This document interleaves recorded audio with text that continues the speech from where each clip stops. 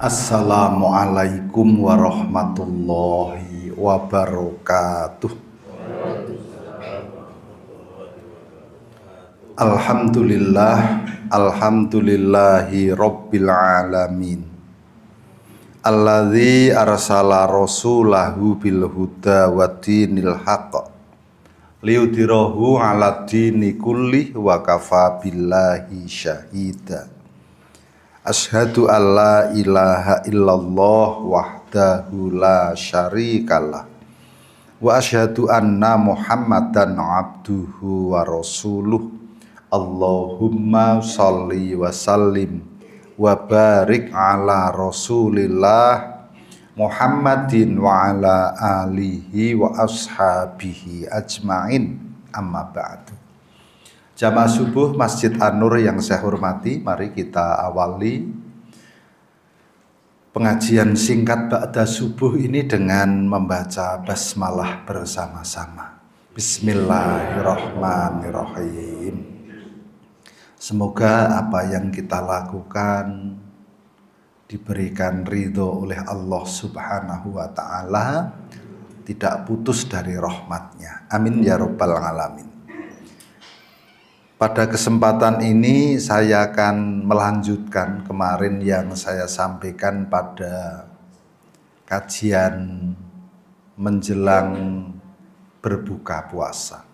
Kemarin saya menyampaikan bab infak atau sedekah. Kalau kita ingin mendapatkan keberkahan dari infak sedekah yang kita lakukan, yang kemarin sudah saya kisahkan tentang pengalaman pribadi dan hadis-hadis yang banyak. Ini perlu beberapa hal yang harus kita perhatikan. Bahwa kalau kita infak atau sedekah itu, yang pertama itu harus ikhlas. Itu kuncinya. Harus ikhlas. Ikhlas itu apa? Dari kata kholaso menjadi akhlaso, yang artinya memurnikan, suci, bersih, kemudian tidak tercampur kepentingan-kepentingan lain. Artinya ikhlas itu dalam bahasa Arab, di dalam Quran maupun di dalam hadis ada setidaknya 4 hal. Ada lillah, karena Allah. Ini untuk memudahkan kita melaksanakannya. Kemudian ada li sawabillah atau li ajrillah, karena kita mengharapkan balasan dari Allah. Orang yang kita beri itu orang yang kemudian membalas kita kebaikan atau tidak, itu bukan urusan kita. Kita hanya mengharapkan apa yang kita lakukan itu diterima oleh Allah, kemudian Allah lah yang memberikan balasannya. Kemudian li wajhillah atau yabtaghi bihi wajhallah. Itu bahasa sederhananya golek alem, mencari muka di hadapan Allah. Itu boleh orang ikhlas itu. Kalau golek alem aja ning tempat lain, jangan di tempat manusia. Kalau kita golek alem nang ngene wong itu pasti nanti akan kecewa kita. Golek alem nang nggone Pak Dukuh, padahal pas kerja bakti Pak Dukuh belum tentu menyanjung kita. Tapi kalau golek alem nang nggone Allah, insya Allah apa yang kita lakukan itu istiqomah. Karena Allah tidak pernah terhalang oleh apapun. Kemudian yang keempat, itu yang paling tinggi, limardotilah atau liridhoillah, mencari ridho Allah. Nah itu ikhlas.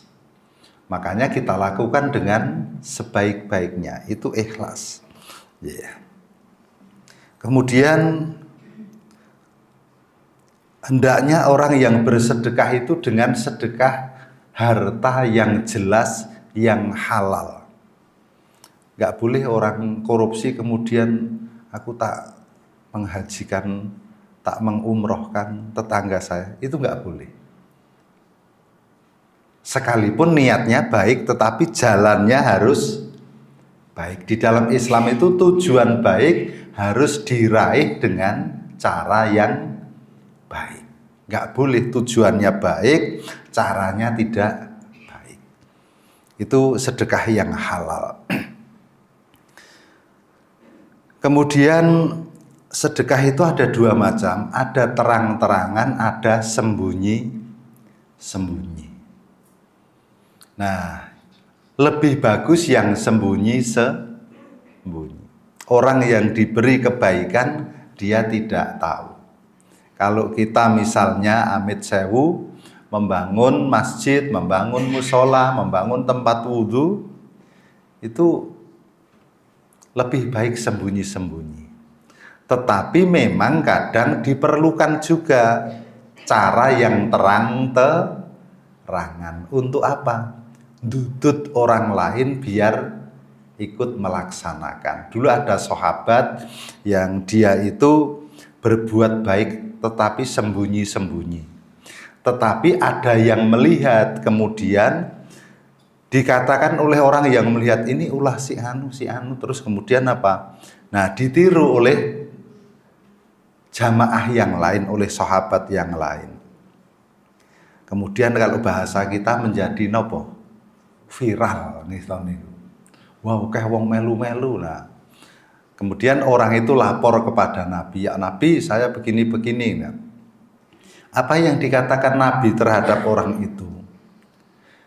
Nabi berkata, wa in kunta kamakul tafakaan nama ajroni. Kalau kamu benar seperti apa yang kamu katakan ini, tidak apa-apa, kamu mendapat pahala 2. Pahalanya sendiri dan pahala orang yang mengikuti. Tapi itu kan agak angel itu ya. Tapi tidak apa-apa, sekali tempo perlu ada orang yang menjadi apa? Pematik, menjadi penggerak pertama itu perlu. Tapi akan lebih bagus kalau dilaksanakan secara sembunyi-sembunyi. Nah, urutannya memberikan sedekah itu kepada siapa? Dari keluarga. Kita berikan dari keluarga, kemudian baru keluar-keluar. Tidak seperti apa, ada amit sewu, orang-orang yang sering membawa proposal itu. Kalau dulu banyak nih, membawa proposal dari daerah mana gitu. Kemudian kita memberi. Kalau yang seperti itu, prinsip yang harus kita pegang, nek ngenai ojo, apa nek ngenai kudu sing ikhlas, ning nek orang ngenai ojo menyakiti. Jadi kalau kita memberi, berikan yang ikhlas. Tapi kalau tidak memberi, jangan menyakiti hatinya. Katakan dengan baik, mohon maaf mas, sudah saya. Nah itu. Kalau dulu kan banyak orang-orang yang apa? Musim haji, musim apa? Ramadan gini, bahkan kemudian dia apa? Semacam dijadikan ATM bagi mereka. Kita tidak suudon, tetapi ada orang-orang yang memang pekerjaannya seperti itu. Dari mana dia? Tidak tahu dari mana, tapi didrop oleh kelompok tertentu. Ini kita harus hati-hati. Maka prinsipnya itu, nek memberi sing ikhlas, nek tidak memberi jangan menyakiti. Kemudian yang kelima, kita harus mengutamakan orang yang taat beragama. Kan ada orang yang taat dengan tidak. Kalau kita hanya sedikit memberi, jumlah yang kita berikan tidak banyak, alangkah baiknya kita berikan kepada orang-orang yang membutuhkan, tetapi dia punya ketaatan beribadah. Itu akan memperkuat kedatangan mereka dalam beribadah. Kalau sudah baru yang lain.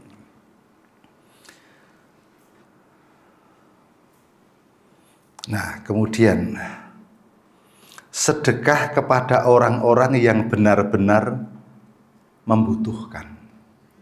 Amit sewu, ada hutang, ada nopo.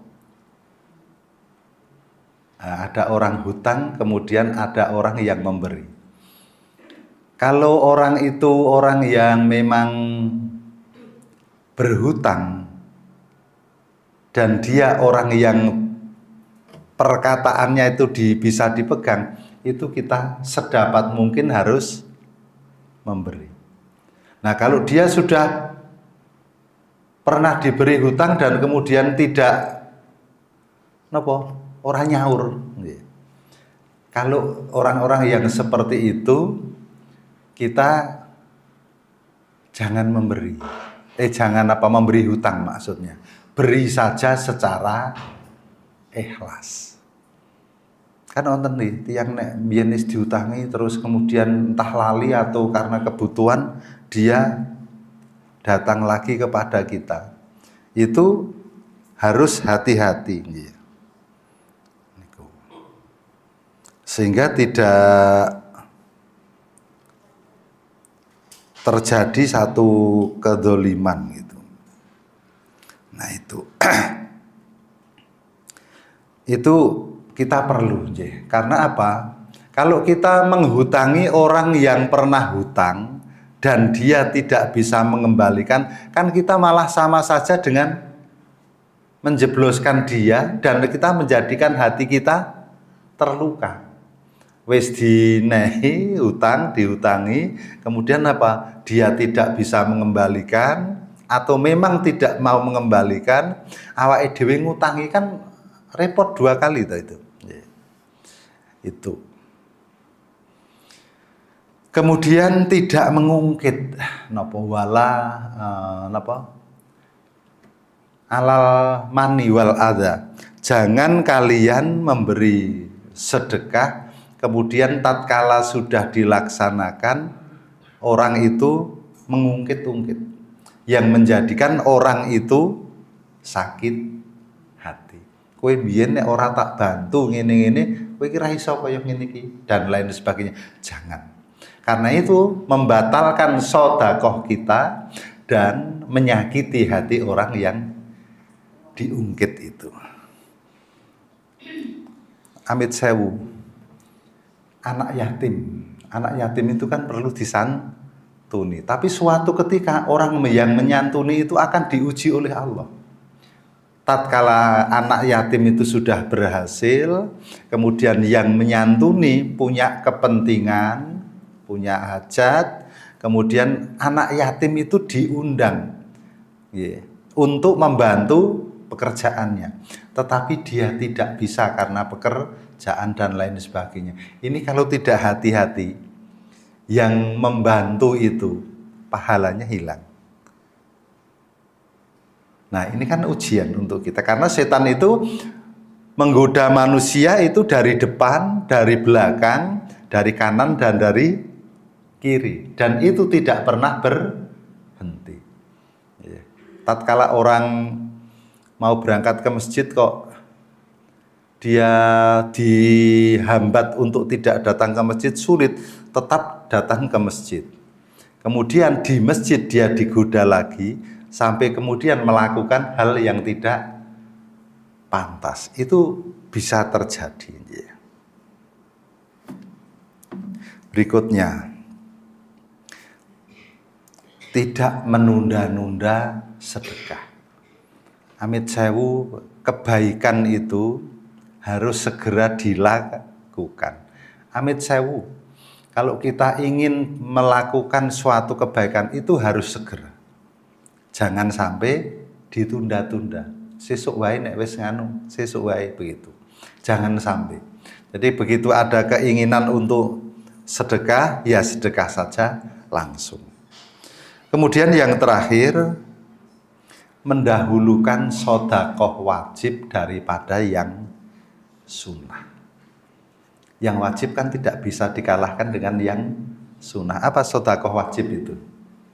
Zakat mal itu. Nah, sehingga kalau orang itu berkewajiban melakukan zakat mal, maka zakat mal itu disegerakan untuk kita semuanya. Inilah Bapak Ibu yang saya sampaikan pada pagi ini. Mudah-mudahan Allah ridho dengan ilmu yang kita terima, menjadikan kita hamba yang semakin soleh. Amin ya rabbal alamin. Kita tutup dengan kafaratul majlis. Subhanakallahumma wa bihamdika asyhadu alla ilaha illa anta astaghfiruka wa atubu ilaik. Assalamualaikum warahmatullahi wabarakatuh.